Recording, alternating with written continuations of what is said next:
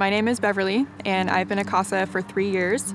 I'm a paraeducator, and I had had a few of my students who lived in a group home, and they had talked about their CASAs. I had also been very interested in becoming a foster parent, and I felt that CASA was probably like the first step to really learn about the system and to get into that first before taking the step to be a foster parent. I thought a lot about it for about 6 months, and I just really felt that that's something that I could do and how valuable it was for youth in our county to experience and to have that person that's always looking out for them because they do fall between the cracks sometimes. I had not hung out with a 14-year-old in a long time, and I wasn't sure how I was going to be perceived. And I took them out for ice cream, and it turned out really well, and she brought her dog and it made her more comfortable. So I just remember probably like 20 minutes into sitting with her, I could tell she really warmed up to me, so I wasn't as terrified.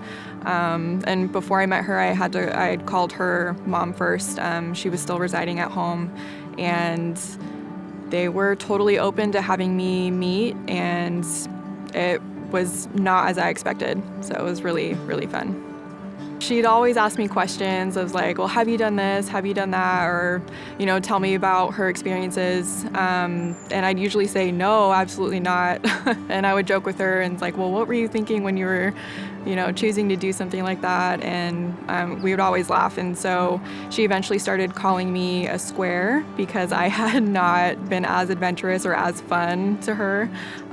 So that was pretty cool. I'm actually thinking about something like a tattoo or something to represent, that moment. I really love the time that I get to spend outside of my own life and really invest into someone else. And I've also been to court a lot for my youth. She had a delinquency case at the time, and I was able to take the stand with her so she could state her case. I don't know how she would have done that alone. So just being that extra person to support a youth that closely when they're in so much turmoil is invaluable.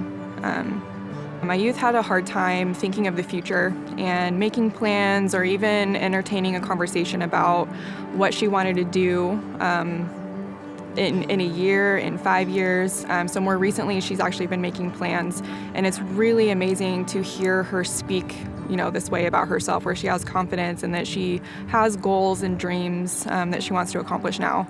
I would say that anyone can be a CASA.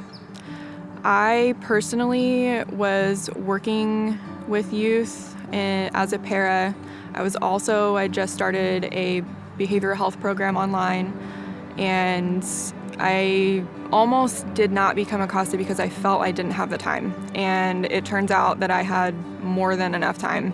There's never going to be a perfect time to step out and take on a responsibility like this. It's just if you're feeling called, you need to step out and do it. And there's so much support through CASA.